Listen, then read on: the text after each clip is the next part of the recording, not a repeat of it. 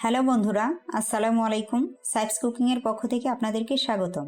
আমার আজকের রেসিপি 6 থেকে 8 মাস বয়সী বাচ্চাদের হোমমেড সেরেলাক। আমার মতে বাজারের কেনা সিরিয়ালের চেয়ে বাসায় বানানো যে কোনো খাবারই অনেক স্বাস্থ্যসম্মত। তাছাড়া বাজারের সেরেলাক বাচ্চাকে খাওয়ালে অনেক সময় বাচ্চারা বাসার তৈরি খাবার খেতে চায় না।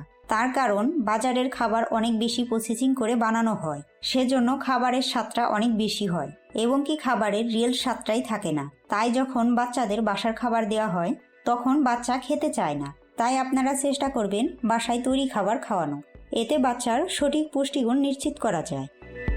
আমি আমার বাবুর জন্য প্রথম কিভাবে সেরেলাক তৈরি করেছি সেটা আপনাদের সাথে শেয়ার করছি। চলুন তাহলে রেসিপিটি দেখে নেওয়া যাক। এখানে আমি নিয়ে নিচ্ছি 100 গ্রাম ভাতের চাল, 100 গ্রাম পোলাওর চাল, 100 গ্রাম মসুর ডাল, 25 গ্রাম খেজুর এবং 10 গ্রাম কিশমিশ। এবার এগুলোকে আমি খুব ভালো করে ধুয়ে শুকিয়ে নিব। দেখতেই পাচ্ছেন এগুলো আমি খুব ভালো করে ধুয়ে শুকিয়ে নিয়েছি এবং খেজুরগুলো টুকরো টুকরো করে কেটে নিয়েছি। এগুলো খুব ভালো করে ধুয়ে রোদে শুকিয়ে নিলে ভালো হয়। যদি পর্যাপ্ত রোদ না থাকে তাহলে ফ্যানের বাতাসে শুকিয়ে নেবেন।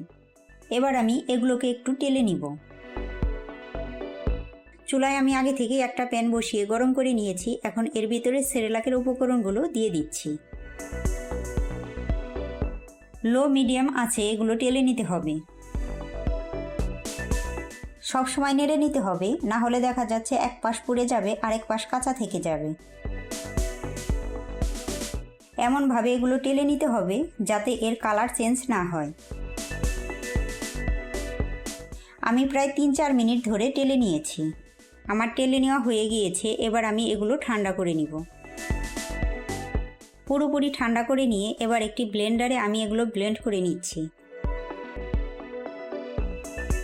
যাদের কাছে ব্লেন্ডারটা অ্যাভেলেবেল না তারা ইচ্ছে করলে এগুলো শিলপাটায় গুঁড়ো করে নিতে পারেন।